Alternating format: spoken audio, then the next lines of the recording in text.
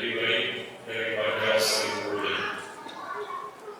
Hitungan tahunnya akan tidak lagi. Memang umat pendek, tidak panjang seperti umat-umat terdahulu. Akan tetapi Allah Subhanahu wa Ta'ala memberikan satu keistimewaan yang tidak diberikan kepada umat-umat yang lain, yaitu Lailatul Qadar.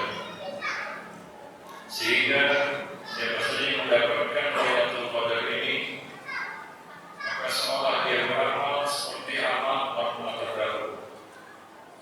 Bayangkan saja 10 kali dalam seumur hidup kita mendapatkan Lailatul Qadar, itu hitungannya sudah mungkin 1000 tahun, terutama daripada 1000 tahun para jemaah yang dimuliakan Allah.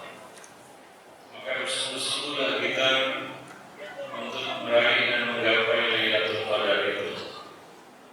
Ada berbagai usaha yang bisa kita lakukan. Di antaranya adalah kita menghidupkan malamnya. Itu yang dilakukan oleh Nabi Sallallahu Alaihi Wasallam. Aisyah radhiyallahu anha menceritakan kepada kita, kan Nabi Sallallahu Alaihi Wasallam idza dakhala al-ashr al-awakhir min Ramadan shadda nizarahu wa ayqa Allah lahu wa ahya laylahu. Apabila masuk 10 malam terakhir bulan Ramadan, maka Nabi Sallallahu Alaihi Wasallam mengencangkan ikatan sarung beliau.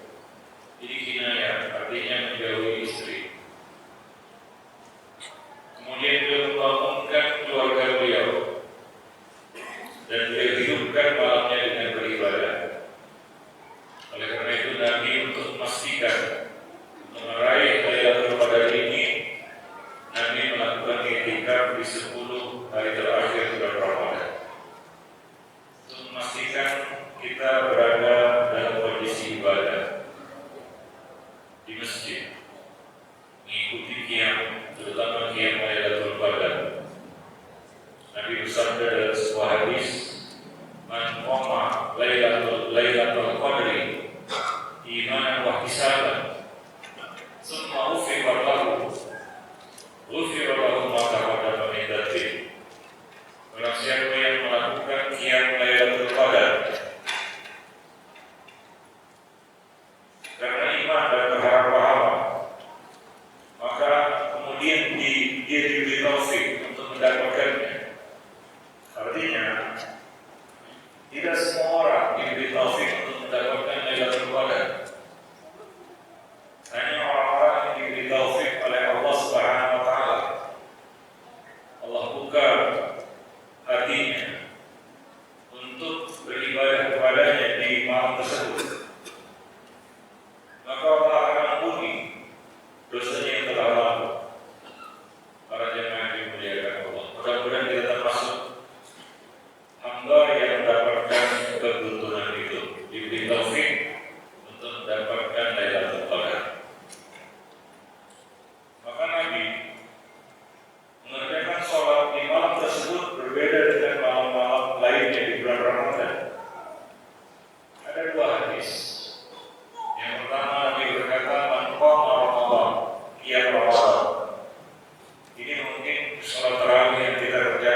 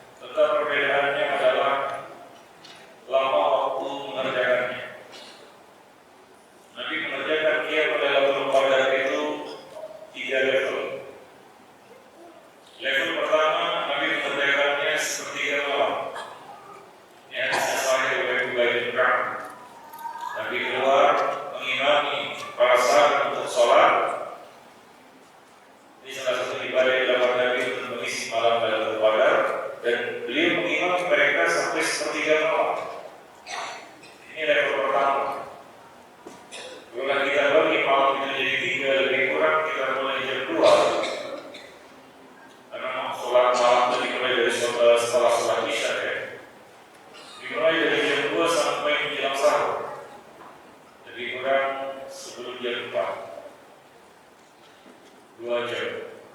Ini sepertiga. Kemudian level kedua, Nabi mengerjakannya separuh malam. Nabi keluar mengimami sahabat dan beliau mengerjakan salat bersama mereka separuh malam. Lebih kurang kita mulai jam 12, berakhir jam 4. Ini level kedua. Ya, level kedua. Mulainya jam 12, selesainya jam 4. Kemudian level ketiga, ini yang paling tinggi.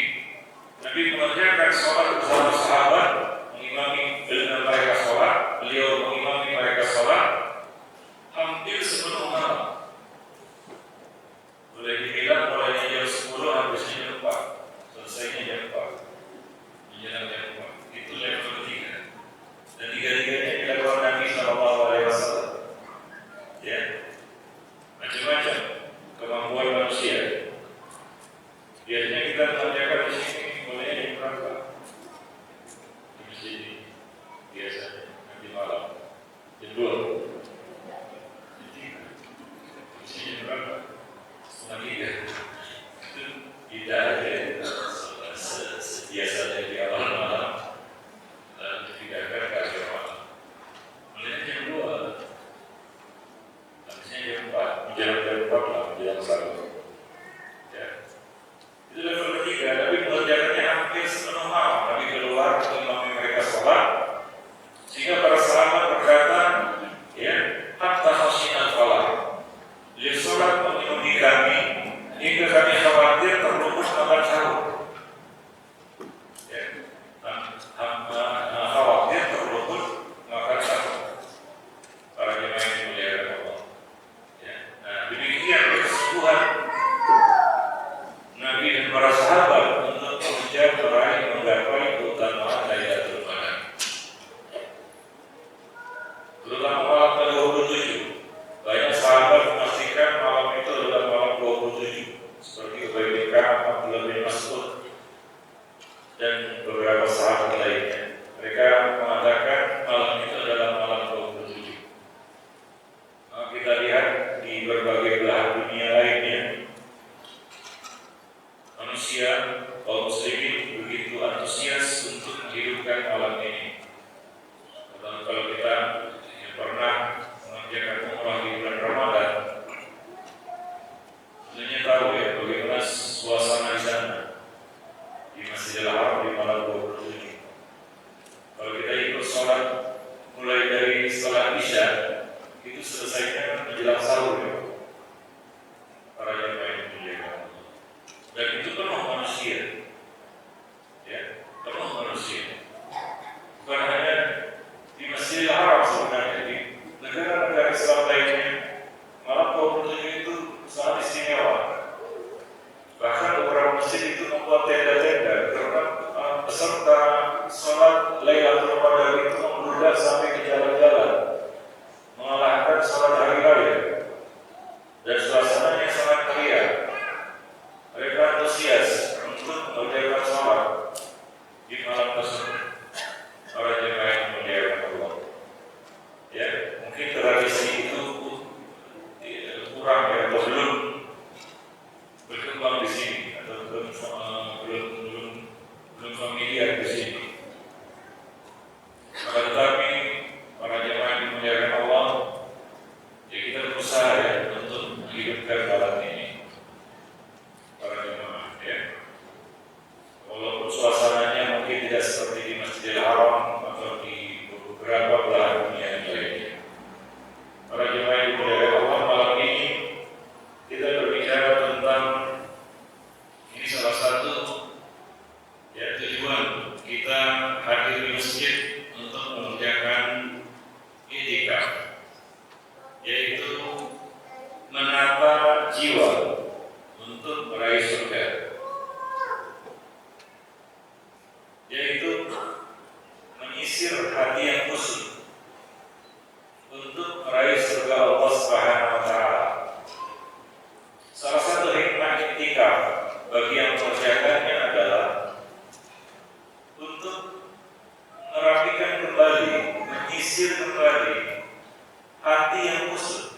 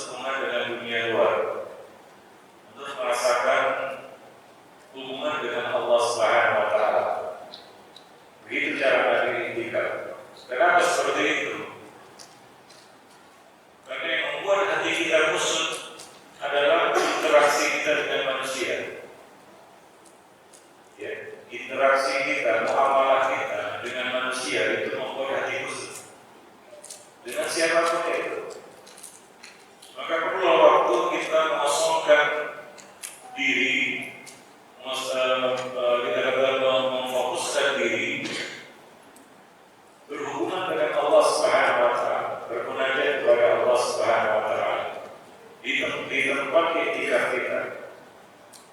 Ya, maka kalau kita iktikaf, jangan bawa kesibukan dunia ke tempat iktikaf. Ya, seperti peralatan kerja, sehingga dia sibuk mengurus urusan dunia di tempat iktikafnya. Lalu kapan hatinya bisa tersisir rapi jika di tempat iktikaf dia justru sibuk mengurus dunia? Para jemaah yang dimuliakan Allah, maka bagi yang berniat iktikaf, ya, putuslah sejenak urusan kita dengan dunia. Ya, memfokuskan hati kita, menghadapkan hati kita kepada Allah Subhanahu wa Ta'ala semata. Ya, sehingga kita merasakan bagaimana kesendirian kita nanti berhadapan dengan Allah Subhanahu wa Ta'ala tanpa ada yang menyertai kita.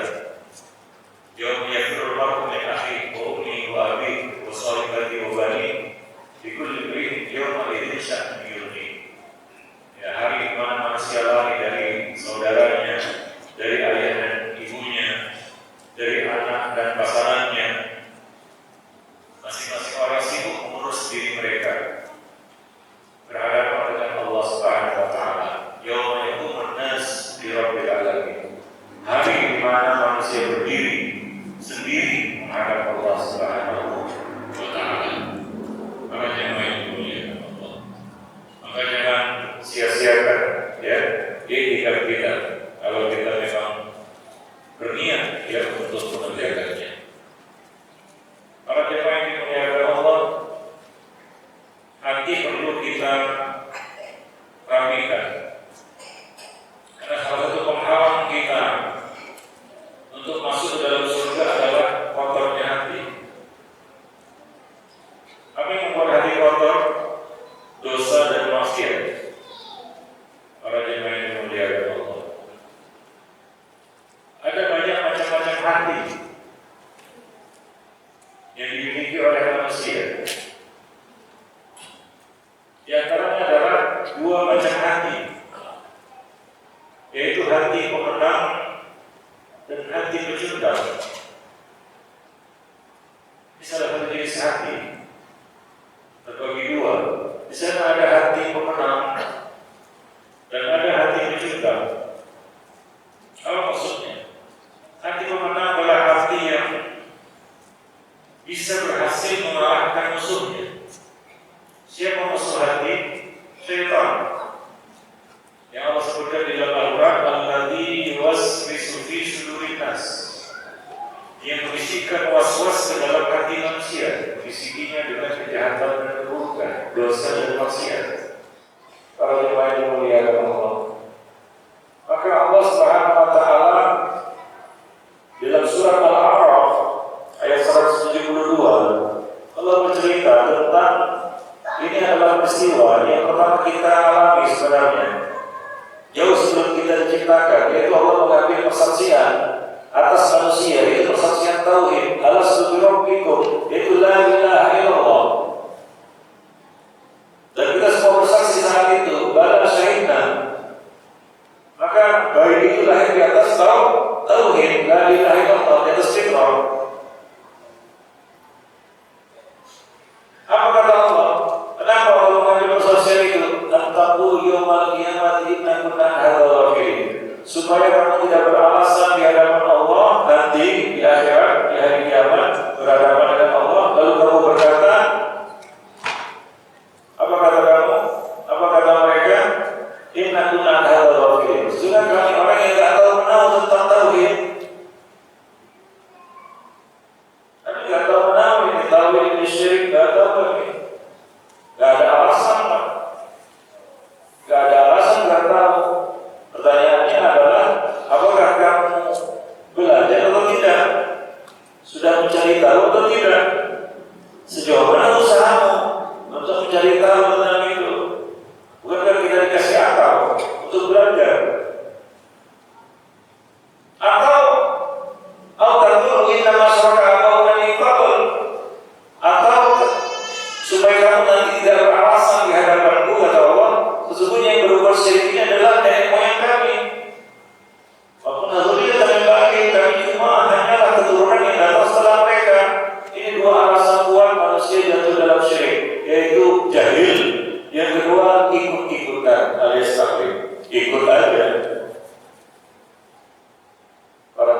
Itu dua alasan terbesar manusia itu jatuh dalam syirik. Yang pertama jahil, gak mau belajar. Yang kedua ikut-ikutan. Dan Allah mengambil persen tahun itu agar kamu tidak beralasan dengan dua perkara ini di hadapannya nanti. Yakin kita beralasan tidak tahu diterima sama Allah nanti? Yakin alasan kita diterima? Oh, saya cuma ikut-ikutan ya Allah. Dulu di dunia, kenapa kamu ikut-ikutan? Apa yakin diterima? Padahal Allah telah mengambil kesaksian itu dari kita supaya kita tidak beralasan dengan dua alasan ini. Demikian para jemaah yang dimuliakan Allah, itu kalau kita cerita surga. Ya, itu kalau kita ingin cerita surga. Memang kita senang cerita surga, tapi pastikan itu dulu. Ini perkara pertama yang harus kita pastikan. Tanpa ini, ya, gak ada jaminan para jemaah yang dimuliakan Allah. Wallahu a'lam.